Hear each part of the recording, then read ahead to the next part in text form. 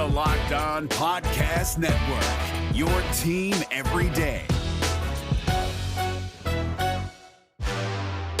You are Locked On Bears, your daily Chicago Bears podcast.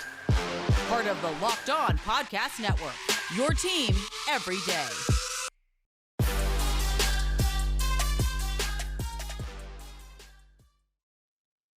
I understand all the excitement about Justin Fields, but can we slow down a little bit with the big name comparisons and all the excitement and just let Justin Fields be Justin Fields at his own speed and at his own pace and become whatever he's going to become and not expect him to become someone else?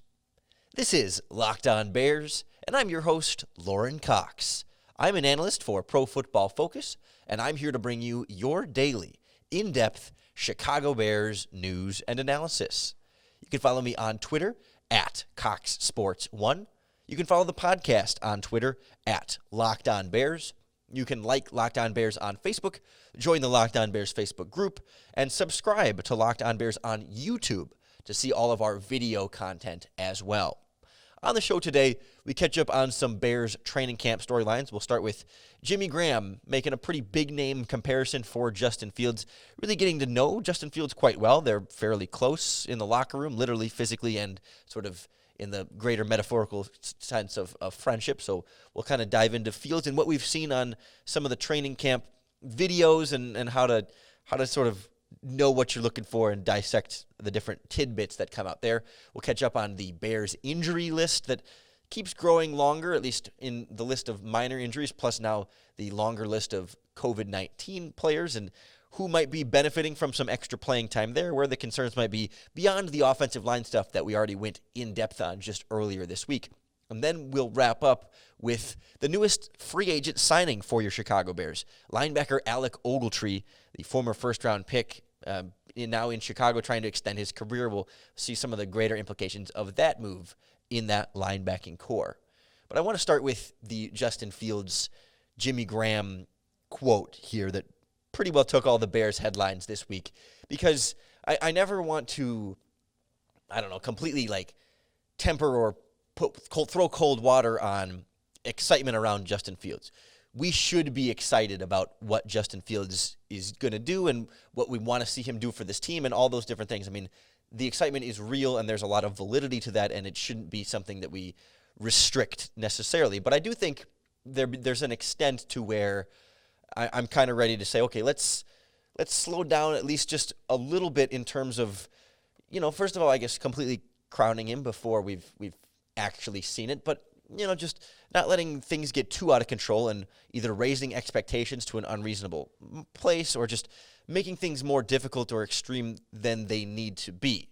And so, especially when it comes from, the media or whatever, when you start hearing comparisons, it's like, all right, let's slow this down. I do think it means a little bit something more, though, when it does come from Jimmy Graham in this case, specifically comparing Justin Fields to another quarterback that he's actually played alongside. He's not just saying, oh, well, I've watched him on tape and I've watched this guy on tape, and so I think they look vaguely similar, but he seems to be getting a much more richer firsthand comparison between Fields and another really great quarterback that you would absolutely love to be compared to, and it's, I think, could be both a good thing and a bad thing. Here's Jimmy Graham. Justin Fields, first impressions of him, does he remind you of anyone you've played with? Man, I love the kid. He sits beside me in the locker room, and man, he wants to be good. And he wants to be great. Man, he puts in the work. The guy really can throw the ball. That's been impressive to see his arm strength. At some point I got to get him. I got to get him matched up. At some point, the guy out there in Seattle, especially the ability to make plays while you're running. I think he's going to have. It's been impressive to see him so young, so focused. And I can tell, it definitely reminds me a lot of Russell Wilson. Yes, I think aesthetically, the Russell Wilson comparisons have always sort of been there, but again, I don't necessarily like to put too much of that on him, but it does carry a little bit of a different weight for me when it comes from Jimmy Graham and not just us watching on the outside. I'm just hesitant to put too much coal in the hype train here before we even leave the station, right? Let's let Justin Fields be Justin Fields and not someone else. And this is not anything. This is not Jimmy Graham's fault. This is not railing on Jimmy Graham by any means. I think for me, it's more about let's preach some patience there. Let's let Justin Fields come along, because if we expect him to be Russell Wilson when he steps on the field against the Miami Dolphins next weekend, maybe we'll be disappointed, and it's setting someone up for expectations that are just not realistic, right? We can get excited. We see little clips here and there from fans at Bears training camp, and yes, all that stuff is great, and let's enjoy that and squeeze it out as much as we absolutely can, without necessarily making him have to be Russell Wilson along the way, right? I mean, I like that Graham has that firsthand experience to make that comparison, but he was trying to be hesitant, right? He's saying there's just some similarities there, that drive and the physical skill set. It's not that he has to be Russell Wilson just yet, because there have been mistakes along the way thus far. There has been that rookie learning curve here. I am a little bit hesitant with some of the Twitter clips that you see put out there, because not everybody knows exactly what they're looking at when they're watching on field. I've seen sometimes where you see a clip and maybe it's described as, oh, look at this tight window that Justin Fields hit, and it's a contested catch over the middle of the field. And you can look at it and call it a tight window, or you can say it was a late throw because the receiver was open and the ball came there late, which gave the defense time to close on the ball and make it a tight window throw, as opposed to actually threading a needle. This was just more a little bit late in terms of going through the read, which is totally fine for a rookie quarterback in his first week of training camp. Not an overall criticism of Justin Fields, but just more a grain of salt to take with, snapshots and snippets of side angles of training camp video where you can't really see everything as it happens. And like I said, let's have fun with it. Let's be excited about it, but let's just make sure we're keeping things within reason and within a sort of a reasonable set of expectations here. Because the Justin Fields conversation with comparing it to Russell Wilson, that's what takes all the headlines from Jimmy Graham. But he praised Andy Dalton quite a bit and had some really nice things to say about Andy. Doesn't get aggregated the same way as the Justin Fields comments. I mean, there's a reason I played the Justin Fields audio and not the Andy Dalton audio, but it's just the kind of thing that doesn't quite get the same attention. And so, it's always just to kind of keep a bigger picture idea here of beyond just the surface level, what we're immediately fed by what we see on Twitter and in the articles, but just try and take it like a little bit of a step deeper based on what we're seeing and hearing. And it's funny because the Justin Fields quote from Jimmy Graham really kind of detracted from a tweet he had earlier in the day, or a series of tweets about the NFL's COVID protocols that were grabbing some attention, and then that sort of combined with the Bears' injuries and COVID-19 situation could have been, I think, a bigger controversy or a bigger story than it actually ended up being, because of what Fields had said or what Graham had said about Fields and Russell Wilson. But we'll check in on those Bears injuries and hear a little bit from Matt Nagy on how the team is approaching that situation next on Locked On Bears. This episode of Locked On Bears brought to you by our friends at BuiltBar.com, the makers of the world's best tasting protein bars ever.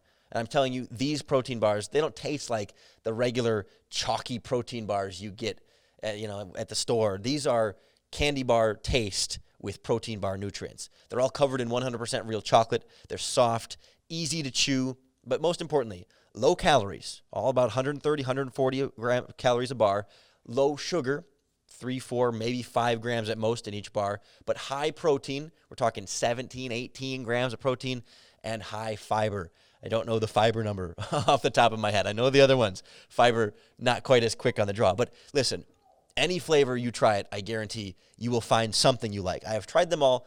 None of them are bad. You can't go wrong with any of them, but some personal favorites, the strawberry, coconut, cookies and cream. I just saw they trotting out a Rocky Road flavor. Oh, I haven't had that one, but it sounds absolutely delicious. I'm telling you, you got to try them for yourself. Head on over to BuiltBar.com and enter our promo code LOCKED15, and you'll get 15% off your next order. That's promo code LOCKED15 for 15% off at BuiltBar.com.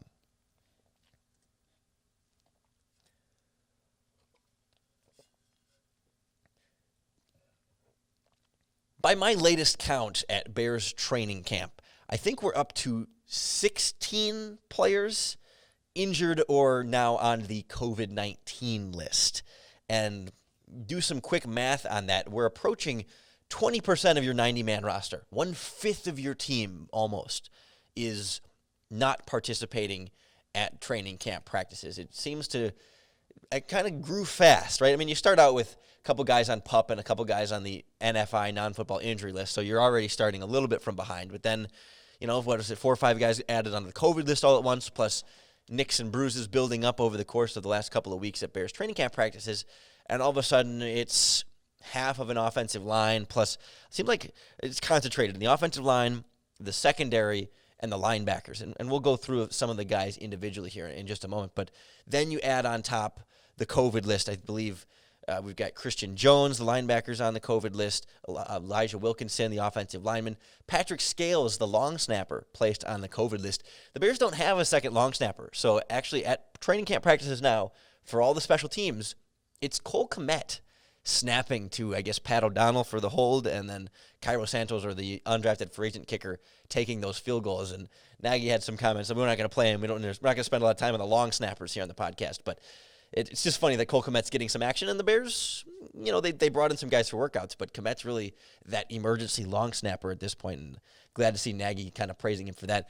Feel really bad for Eddie Goldman on this COVID-19 list. We don't know whether he tested positive or whether he was just exposed, but obviously, after opting out all of last season, in large part to avoid this exact type of thing, he's back for not even 2 weeks, and some way, shape, or form ends up on the COVID-19 list. And we talked on this podcast in depth about some of the emotion behind Eddie Goldman's decision and how difficult that must have been to make that decision, and how much potential fear and just concern there had to be to make that decision. And then so to come back and immediately have that same sort of fear and concern idea really formally enter right into your life and existence, it's just got to be, I can't imagine what somebody like Eddie Goldman might be going through. So I feel particularly bad for him. But at least, it continues this conversation for the Bears about what they're going to do COVID-wise and how they want to handle getting all their players vaccinated.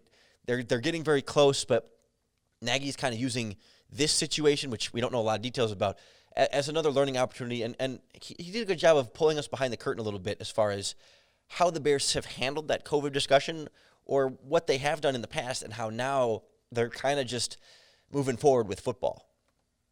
Matt, what's your message to maybe some of the players who are now feeling frustrated because they're doing the right things, referring to COVID, but then there's more testing because of all the things that we're dealing with? They're kind of talking about their frustrations. What's your message to them? Like, listen, we did the right thing, but now we have to go through all this other stuff. What do you tell them? Yeah, we tried to cover that on the front end, that still could happen. Like, we're all still learning in this process, and things change. We are not back to 2019 where things were normal. We're not there. And so until everybody says it's normal and there's going to be no issues, then the guys have to expect that. And then on the front end, we have to learn what the rules are per the league of, fully vaccinated versus non-vaccinated, and how that works. And so we're all kind of learning. But I think our guys have been great so far. I really do. They're following all the rules. They're doing what they're supposed to do. And they really have not talked about it too much, I think. But with what happened the other day, they're probably all saying, okay, hey, man, this is real, and what do we got to do? Matt, are you aware of what Jimmy Graham tweeted this morning? No. He tweeted that was basically forced into getting the vaccine. Now I'm just confused. I'm just wondering, have players addressed you specifically if they have these issues in terms of confusion? No, they haven't. Again, everybody, all these guys have opinions and beliefs. And again, I am never going to criticize somebody off of what their belief is. We all have it, and we all have the ability to voice it. So he has not come to me about any of that, and Jimmy and I have a close enough relationship that if there's an issue, that him and I would have that one-on-one. And that was that was in response to the new daily testing that the NFLPA is proposing. Sure. That was what he was. Sure. Yeah. There's stuff going on every day with this, and I think just everybody trying to figure out what the best thing is to do for everybody to be safe. you know, and not just in the sports world, but in life in general. I mean, you know, it's every state's a little different in what they're doing, and masks, no masks, and things are certainly changing. So far, everything seems to be more or less contained to those, what I think 4 or 5 players that we briefly mentioned as being placed on the reserve COVID-19 list. So it doesn't seem like it's reached, you know, full-on outbreak status. I remember, like, you know, with Minnesota Vikings, they had like 3 or 4 of their quarterbacks all go on the list, and they were down to like 1 guy, and they had to bring someone off the street just to kind of get that all squared away. I think for the Bears, the worst case has just been Cole Kmet playing long snapper instead of Patrick Scales. So good news there. I wanted to circle back briefly to Jimmy Graham's tweet, since we mentioned it earlier, and then Matt Nagy mentioned it there as well. The tweet from Jimmy Graham was, quote, "I've done everything I've been asked and now feel like I'm being punished if I miss a test that you're proposing every day. I'll be fined a max $150K. How does this make sense? How's the punishments 100 times worse than last year, and I'm vaccinated now?" The other thing he had included was basically forced into getting the vaccine. Now I'm confused. It was sort of reacting to a proposal, I believe, from the NFL Players Association, not anything that has been formally adopted yet, but it's sort of a recommended, you know, suggestion from how the Players Association would like to move forward with COVID protocols. And obviously some frustration there from Jimmy Graham and from the Bears and from every player really in the NFL. That's the thing. No one's going to be happy about it. No one is happy about it. And I don't know that there's really a path here that would satisfy everyone and make everyone happy, that everyone would agree upon, or else they would just do it that way. There's not really an obvious path here. And the NFL just doing what it thinks is probably legally best more than anything else, as opposed to any other sort of motivations there. Legal and financial are probably the top 2 at the top of their game. But regardless, the Bears are just moving forward with whoever they got.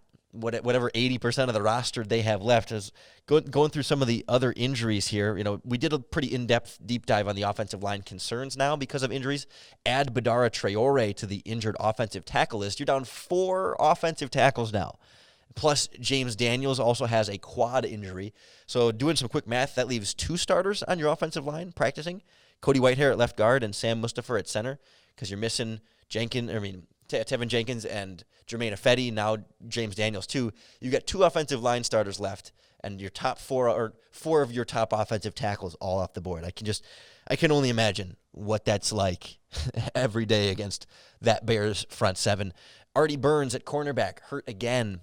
Much more minor this year compared to the torn ACL last year, but missing that opportunity. You know, this was it's a great opportunity for him to try and compete to start again, and really not out there to be able to do it. This is really now, it's Desmond Trufant versus Kindle Vildor in that competition, kind of running away with it at this point. Maybe, you know, some potential slot opportunities there for Vildor. We'll get into a little bit that at some point. And then we also have then Eddie Jackson on the non-football injury list. We knew.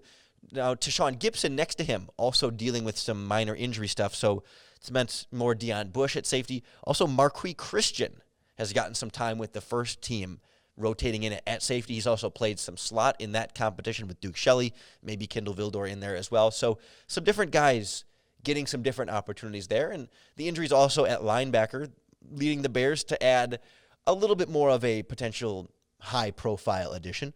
We'll break down the Bears signing of linebacker Alec Ogletree next on Locked On Bears.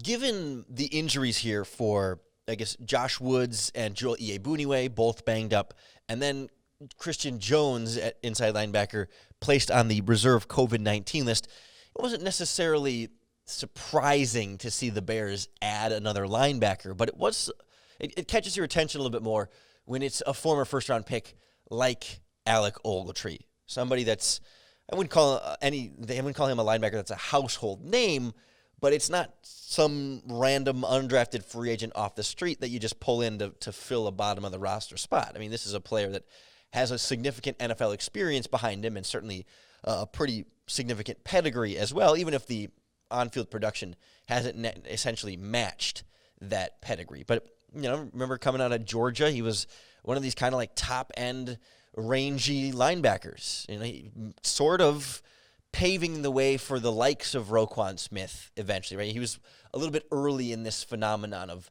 linebackers getting maybe a little bit smaller, but certainly a lot more athletic and, be more of that nickel type player as opposed to the big time run stuffers of the, of yesteryear. But, the difference being, of course, that Roquan Smith actually a well-rounded linebacker, and Alec Ogletree hasn't quite been that.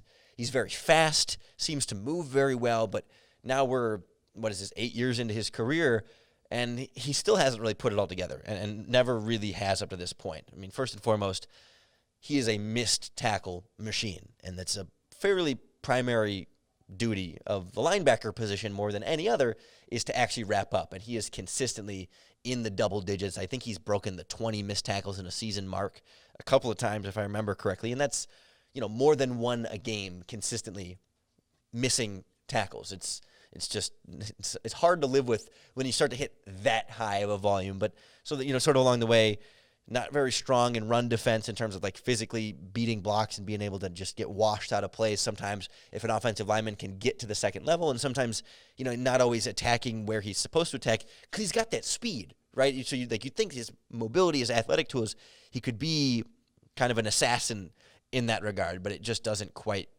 pan out there. You'd think at least then he would be a little bit better in coverage, but this is why he was cut after like 3 games last season from, I think, the Jets. He was on their practice squad to start the season, activated for a couple games, and then was never rostered the rest of last year. His career is really on its last legs here. The Bears are the only team that had given him an opportunity this year. I mean, really in the last 12 months, this has been about it. So, you still see some physical tools there. He's got the speed. And it's interesting because, like, if he's covering somebody one-on-one, right, it feels like he can close on the ball and he can maybe recover a little bit if he's trying to get back to a spot because he's got that speed, but he just can't stay with guys. You can shake him easily. You can manipulate him with routes and certainly the quarterback's eyes and different things like that where, again, we talk about there being the tools, but just not really all coming together. And so when you've got Joel Iyiegbuniwe injured, you've got Josh Woods injured, and Christian Jones on the COVID list, this feels like somehow a little bit more than just that temporary fill-in. And for me, it's another one of these sort of like questions of like, how much do the Bears actually believe in their young linebackers? We talked about this when they signed Christian Jones. Like, Joel Iyiegbuniwe is going to be a free agent this year. He's been on the Bears for, this will be his 4th season, 18, 19, 20, 21. Yeah, that's 4th season in Chicago. And they still not only don't give him really opportunities on the field, but keep signing these veteran, experienced players to compete for those backup inside linebacker spots. Like Josh Woods is a former undrafted free agent. He's been around for just as long, and so you'd think development, getting him ready for something bigger and bigger, but instead they signed Christian Jones earlier, and then now they sign another very experienced former first-round pick. It's one thing if they sign some random special teams guy to come in and compete, Austin Calitro, who they have on the roster, that kind of, it's just some journeyman backup linebacker. But Ogletree has like legit starting experience, much like Christian Jones, and that to me sends a different message when you make that type of a signing. Especially here in Chicago, the Bears inside linebackers coach Bill McGovern was the Giants inside linebackers coach in 2019 when Alec Ogletree was part of the Giants lineup with the linebackers. So there's a connection there, and clearly bringing him in ahead of just some nobody really, I think, says something about, again, a message for Iggy and Woods about how safe their job is. I don't think I'm ready to put Alec Ogletree on the 53-man roster because he just hasn't been that good the last couple of seasons to say he's for sure got a spot, but it's another putting on notice of younger players that you already have on this roster. So we'll keep an eye on the inside linebackers, that competition, and certainly these injuries and the COVID-19 situation as we move forward through training camp here on Locked On Bears. So make sure that you subscribe to keep up with all of our daily in-depth Chicago Bears news and analysis. But again, we won't be quite as on top of it the next week and a half, 2 weeks here. I am going to be gone. I've been trying to warn you ahead of time that the podcast will not be every single day for the next 10-ish days.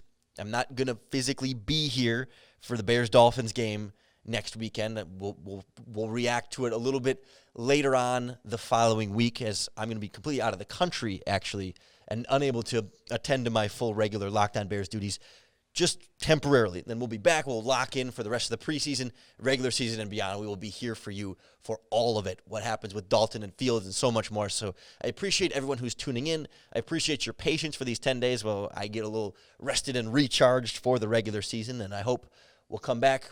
We'll be locked in. We'll be locked on.